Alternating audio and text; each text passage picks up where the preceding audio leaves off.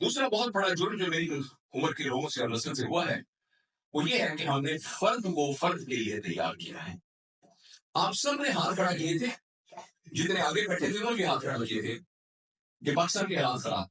मैं आपसे एक सवाल पूछता हूँ, दिल की गहराइयों में झांक के मुझे बताइएगा कि आज से 10 साल पहले आपका रहन सहन जैसा था, क्या उससे बेहतर है कि उससे बुरा है? आपके घर में जो सवारियां थी, क्या सवारियों की तादाद बढ़ी है या नहीं बढ़ी? आप जो कपड़े पहनते थे वो कपड़े पहनने से बेहतर है कि नहीं बेहतर? आपके घर में मोबाइल फोन की तादाद बढ़ी है कि नहीं बढ़ी है? आपके एसेट्स बढ़े हैं कि नहीं बढ़े? आपकी प्रॉपर्टी बढ़ी है कि नहीं बढ़ी है? तो फिर ये क्या ऐसी बात है कि मैं और आप इंफरादी तौर पर तो कुरान का शिकार नहीं है, पाकिस्तान कुरान का शिकार। इसका मतलब कुछ जुर्म किया है ना, हमने वो गलती की है और गलती ये की है कि हमने फर्द को फर्द के लिए तैयार किया। मेरे घर में जब बेटा पैदा हुआ, मैंने कहा माशाल्लाह मेरा बेटा पैदा हुआ है, मेरा बेटा शहर के सबसे बेहतरीन स्कूल में है। मेरा बेटा उसके बाद ओ लेवल्स के अंदर 6 स्टार लेगा, फिर ए लेवल के अंदर 5 स्टार, मतलब कितने स्टार होते हैं वो लेगा, फिर वो एमडी कैट के अंदर कॉल करेगा, फिर वो किंग एडवर्टाइज की कॉल में दाखिल होगा, फिर वो डॉक्टर बनेगा, फिर यूएस एमडी करेगा, फिर वो अमेरिका जाएगा। और मैं इस उम्र में ये कहूंगा अल्लाह का बड़ा शुक्र है, 3 बेटे मेरी, एक अमेरिका में, एक बर्तानिया में, एक ऑस्ट्रेलिया चला गया। अल्लाह का मेरे इतना आसान है।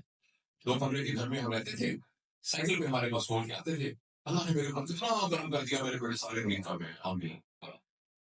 जैसे कामयाब होने का यही तरकीब है, यानी हमने फर्द को फर्द के लिए तैयार किया, जिसके नतीजे में इंडिविजुअली जरा सी भी स्किल वाला आदमी पाकिस्तान के अंदर मौजे कर रहा है। जिस शख्स की एक वो एक बसों के अड्डे के ऊपर लौरे की आवाजें निकालता था, हॉकर वो, उसका अपना बसों का फील्ड है, जिसकी एक दुकान थी उसकी 6 दुकान थी। हम सब ने भी देखा है कि हम सब के हालात बेहतरीन बेहतर है। एक सेमिनार पिछले दिनों हुआ था अभी इलेक्शन से पहले, तो उसमें सारे बड़े लोग थे, मुझे भी उन्होंने बुलाया हुआ था।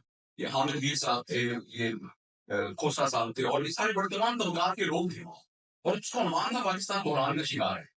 तो मैंने अर्ज किया कि जो टीवी का एंकर खड़ा हो गया सबको कह रहा है पाकिस्तान कुरान का शिकार है, उसकी अपनी तनख्वाह 24 लाख रुपए है। पाकिस्तान का कोई जज्बा कुरान का शिकार नहीं है, पाकिस्तान का कोई जर्नैल को कुरान का शिकार नहीं है, पाकिस्तान का कोई ब्यूरोक्रेट हो कुरान का शिकार नहीं है। हम जैसे आम आदमी भी पाकिस्तान में कुरान का शिकार नहीं है।